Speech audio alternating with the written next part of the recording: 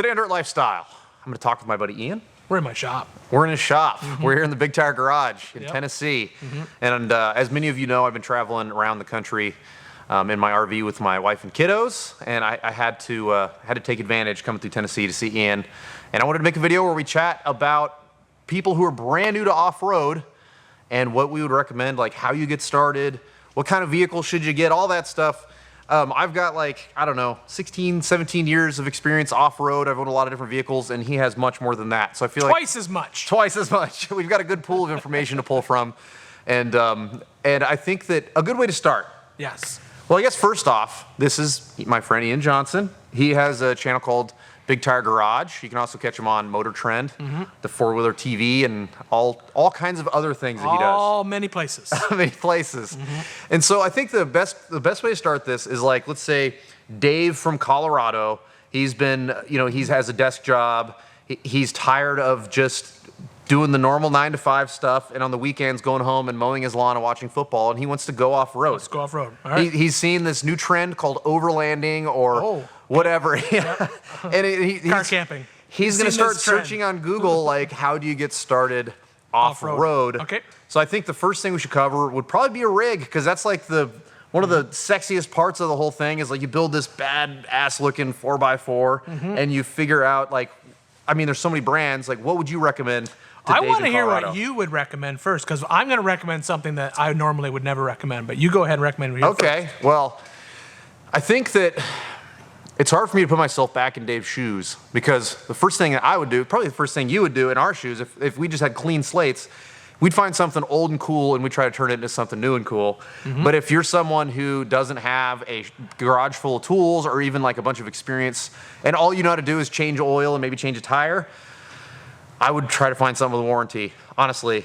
Maybe not a brand new Jeep or a brand new Toyota or a brand new whatever, but something that is like certified pre-owned, that, like, if it needs certain things, like you have a problem with the flywheel or something weird, that you can take it to a dealer and it's under warranty. That's probably, I would start with something like that probably. What would you say? I would start with the vehicle I hate, which is a side-by-side. Oh, man, that's such a good suggestion. And I hate them. I absolutely hate them. But there's a reason. That is a great suggestion. So and that's why they exist, and that's why they're so popular, because the reality is a side-by-side, you can go out and get in the dirt, literally, for like $250. Yeah. You go to the dealer, sign your life away, set up the payment plan. You can be riding that afternoon. The problem I find with the side-by-side world, and this is where I would tell anyone who gets a side-by-side, is I think the problem is they go to the side-by-side dealer, power sports dealer, and they get talked into the biggest, baddest side-by-side, because why not? It's probably an extra power. It's probably an extra $50 a month. Yeah. And they end up with, because when we started with like old Jeeps or whatever, and you had to learn how to drive first, and then you built a rig to get to the point where you could drive. The side-by-side is so much more car than most people know how to drive, and I think that's where they get in trouble. So I would say if I was a guy or a girl and I'm looking to get into off-roading and I wanted to, I would say, yes, side-by-side, but then I would also say... Get the slow one? Well, I would say get some driver training. Yeah. I mean, I know it's out there. Yeah, there's companies that do it. So I would say that's where I would start, because like it goes like what you said. There's warranty. They are warranted. They are insurable. You're not going to throw a bunch of money at it. You're not going to spend... Yeah. Not everyone's like us who wants to spend like 100 hours in the garage for 1 hour of trail riding. Well, we're in a 4,000 square foot shop that's built around his lust for off-road. Yeah, and not everybody wants to do that. Same thing. I've got an RV outside with a trailer with a big expensive 4x4, and all of that exists because of my lust for off-road. So, yeah, not everyone wants to get to that point. But to build on your point with the side-by-side, that is an excellent suggestion. I think that fly to Moab, rent a side-by-side, and you can do tours in Moab, which is one of the most beautiful places to go off-road. I mean, it is Mecca for most people for off-road, and that is an excellent suggestion. I wouldn't even consider a side-by-side. No, and I normally wouldn't either. But then you'll know if you like it, and then if you like it, then hey, you know what? The side-by-sides, they do have a limitation. They're only good for like. They're fun off-road Saturday-only cars. Yeah. They're not an overlanding vehicle or a long trip, but then maybe if you really like it, then you transition into something like a Jeep or something like a Bronco or maybe a purpose-built off-road vehicle, or you get something built. But at least then you're not into something for like 40 grand and you don't like it. Because that's the worst thing that could happen, right? Write a big old check and you hate it. Yeah, 100%. And then you're like, this is stupid. Why do people do this? My car's broken. I got to take it out and I got to get all this work done to it. And every time I take it out, something breaks. And because you bought an old YJ and you blow up the front axle every time you take it out, it's no fun. And then they leave the sport and they have a bad taste in their mouth for it. Whereas if they went into it with baby steps, I think that might be a better bet. That's a good call. Another avenue, because not everyone wants to just go off-road. A lot of people look at off-road as a way to get the family out camping, right? And so the side-by-side probably wouldn't check the boxes for those people. Nope. So then I think that you'd be looking at like a Toyota Tacoma or a Jeep Wrangler or like, you know, something like that. And that's a different person, right? So It is a the different first person was Dave, who had a desk job and was working on the weekends. And wants to go have fun. Yeah, but if you have like a family and you want to go camping, then you're going to be looking at a JK or a JL. And maybe or a daily drive it Gladiator. to work too. Yeah, exactly. That is a nice thing, especially the new JLs. You can literally drive them every day and wheel them hard. Yep. Now, the other thing is it also depends where you live. If you live where we live on the East Coast, the problem with those JLs and the Gladiators and all that kind of stuff is that's a lot of money to take off-road when a lot of the places where we go off-road around here is pretty hardcore. Yeah, it'll destroy your rig. A lot of body damage and For a lot sure. of, and so that's why I think the side-by-sides are super popular here, because like, oh, if I hit a tree, then I don't have to worry about You it. get a little bit of rash. It's just on plastic or a tube. It's all stuff that's super replaceable. Yeah, it's so- not like an A-pillar or you know, you don't bust out a rear window on your SUV or something. Yeah, but if you're west in Arizona, Colorado, Utah, California, then those vehicles, they work great. Yeah, there's no doubt about it. You can pick where you want to go, and that's a different person, right? So I think the first thing you got to decide is what kind of off-roading do you want to do, and then you can start looking for what vehicle would fit those needs, because it's very different. Absolutely. And the popularity, the whole reason I wanted to do this video is the popularity of this sport has absolutely exploded. Like, and those of us who have been in it forever, it's never been this hard to get parts ever. And yeah, it's like a combination of COVID mixed with other things, but the demand for parts, when I talk to my sponsors and stuff, is through the roof.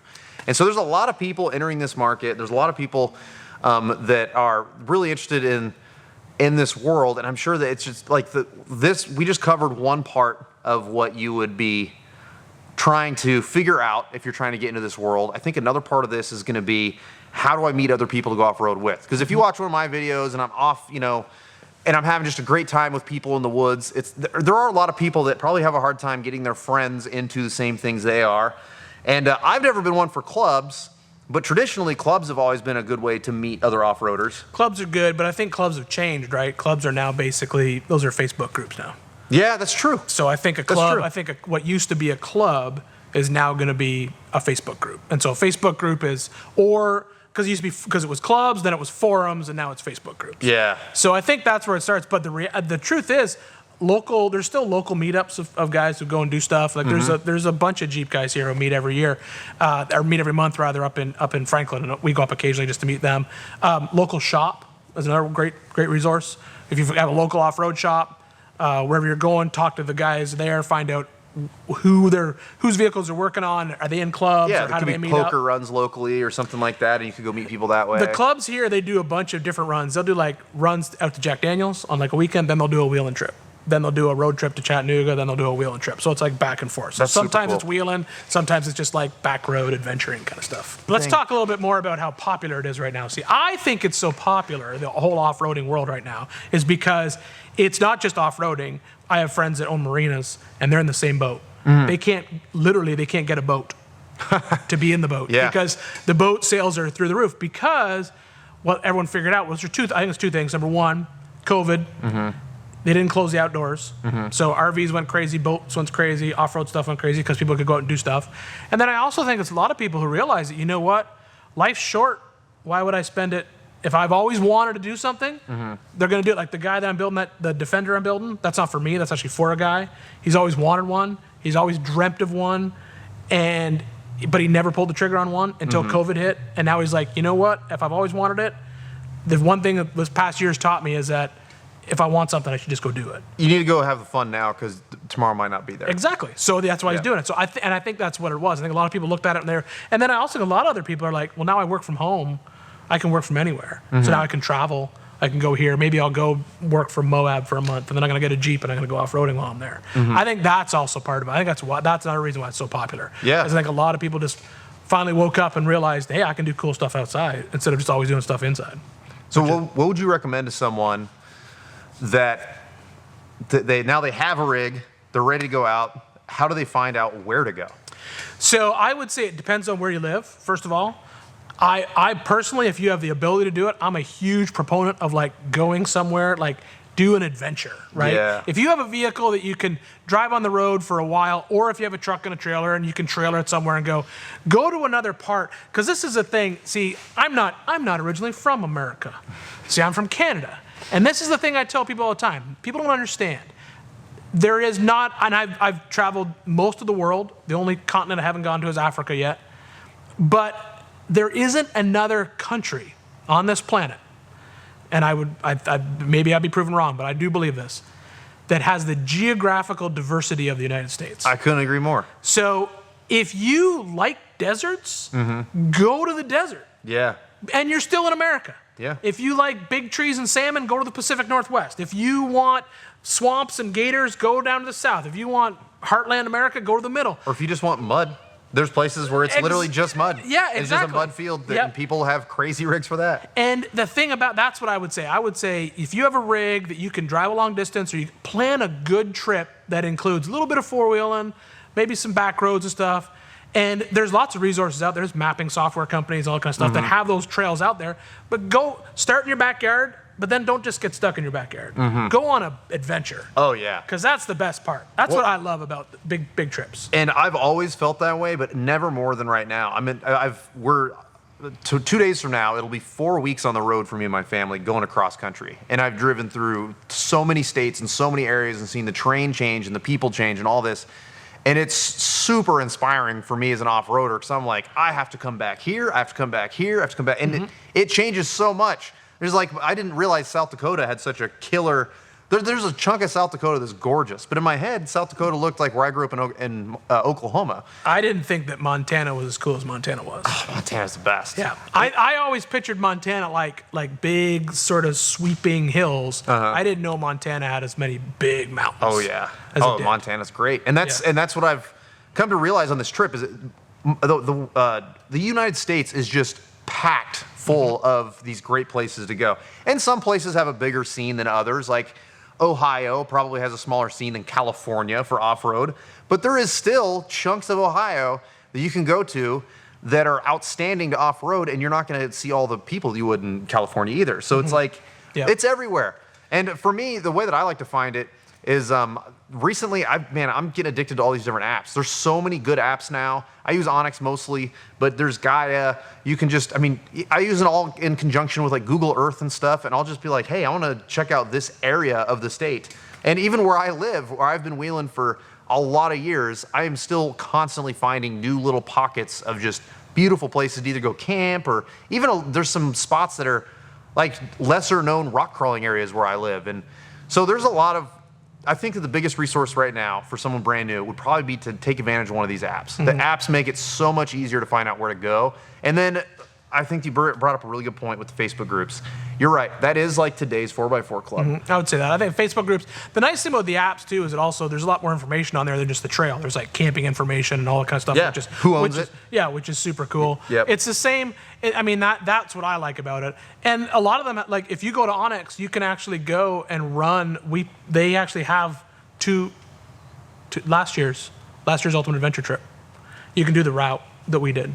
Oh, really? It's in there. It's in so you can download the download the actual route from That Ultimate is Adventure. cool. So that's what's cool because someone will go in there and they'll do a route or they'll do a trip or whatever. But yeah, so the Onyx stuff is super cool because it's crowdsourced because it's the people who use it are uploading, which is super cool. So you can find the campsites and find all that kind of stuff. And it's just there's so many tools out there. The other one that I like to use, which sounds completely crazy and old school, is I still own all the little books the backcountry adventure route books and stuff. I love the one for Moab is like the Bible. Everyone loves that. So the Moab one's great. There's one for Colorado. There's one for Arizona. There's one for California. And a lot of those have not just, because it's easy to go somewhere if you're in a Facebook group, find out where the hardcore trail is. Yeah. But my son just went back to school in Arizona, and this year he took one of my Jeeps. And so I bought him the book and threw it in the glove box. I said, here, and while you're out there, you can go drive these trails. And there's trail I didn't even know about all around Tucson, all around Phoenix, that aren't just rock crawling trails.